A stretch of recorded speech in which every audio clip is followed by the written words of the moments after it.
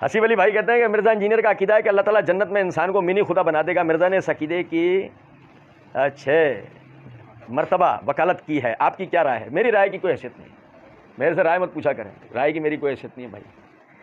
یہ سمجھیں اس بات کو. مرزا جی سے پوچھا جائے کہ اس میں سے پہلا خدا آپ ہو گئے, وہ جو جنت میں منی خدا بنیں گے اس میں سے پہلا خدا آپ ہو گئے.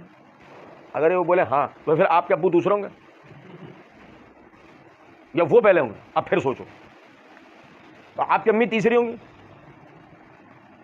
یہ کیا سوال ہے؟ یہ کیا سوال ہے؟ سوال ہے بھائی, ہم نے تو آج تک یہ پڑھا کل هو اللہ, ہم نے تو آج تک یہ پڑھا اللہ تو احد ہے, لم یلد ولم یولد ولم یکن لہ کفوا احد. کسی طرح بھی اس کا کوئی شریک منی ہو کے میکسیمم ہو کے, نہ منیمم ہو کے نہ میکسیمم ہو کے, نہ اسمال ہو کے نہ بگ ہو کے, نہ فرسٹ ہو کے نہ لاسٹ ہو کے. وہی اول ہے, وہی آخر ہے, وہی ظاہر ہے, وہی باطن ہے, وہی اللہ ہے. اللہ کے سوا کوئی خدا نہیں ہے, اللہ کے سوا کوئی خدا نہیں ہے. میں یہ لفظ خدا اس لیے استعمال کر رہا ہوں کہ فارسی میں مالک لفظ عربی کا مالک ہے نا, تو فارسی میں ترجمہ خدا ہوتا ہے, لیکن وہ عرف میں الہ کے لیے بھی خدا کا لفظ استعمال کر لیتے ہیں. یہی وجہ ہے کہ عیسائی عیسیٰ علیہ السلام کے لیے تصور رکھتے ہیں الوہیت کا, کس کا؟ الہ ہونے کا. لیکن جب ہم سے بات کرتے ہیں تو لفظ خدا استعمال کرتے ہیں, چالاکی یہ کرتے ہیں. آپ یہ سمجھے تو وہ خدا, ہم بھی سمجھتے ہیں اس بات کو, خدا بمعنی وہی ہے معبود کے. تو اب اس بات کو سمجھیں کہ اب جب جنت کے اندر انسان جو ہے وہ خدا بن جائے گا, منی خدا ہی صحیح, تو ہمارا تو سوال ہے نا, آپ پہلے ہوں گے دوسرے, اور آپ کے ابو دوسرے ہوں گے تیسرے, اور آپ کی امی تیسری ہوں گے یا چوتھی, یا ان کی ترتیب دوبارہ درست کی جائے گی؟ پہلے سوال کے جواب کے بعد دوسرے کی ترتیب, دوسرے کے بعد تیسرے کی ترتیب.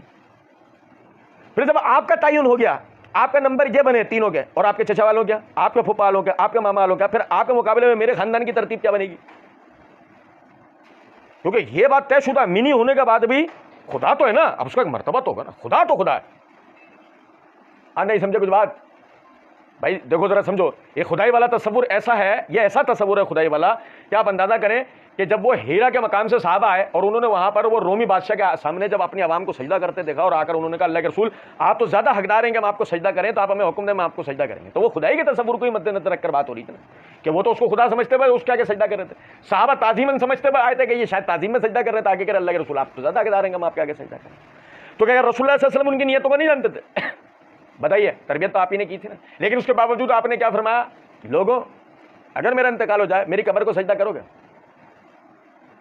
کہ اللہ کے رسول نہیں کریں گے. تب فرمایا میرے جیتے جی کبھی میرے سامنے بھی سجدہ نہیں کرنا, کیونکہ اگر میں یہ حق دیتا تو بیوی کو حق دیتا کہ وہ اپنے شوہر کو سجدہ کرے. بھائی شوہر کیا بنا, اور شوہر کیا بن گیا, لیکن کیا بن کیوں نہیں پایا؟ اس لیے نہیں بن پایا, سمجھے ذرا اس بات کو, بن اس لیے نہیں پایا کہ حدیث میں الفاظ ہیں کہ اگر میں یہ حق دیتا تو جب شوہر منی خدا نہیں بن پایا تو ہم کیسے بنیں گے؟ اور نہیں سمجھے کچھ بات کو. اچھا چلے چھوڑیں. اب مرزا صاحب سے ایک اور سوال. اچھا رسول اللہ صلی اللہ علیہ وسلم خدا ہوں گے جنت میں؟ اب بھائی میرے, ارے چھوڑو یار تمہیں سب معاف. یسوع مسیح خدا ہوں گے منی ہی صحیح ہوں گے, ان کی والدہ ہوں گے یا نہیں؟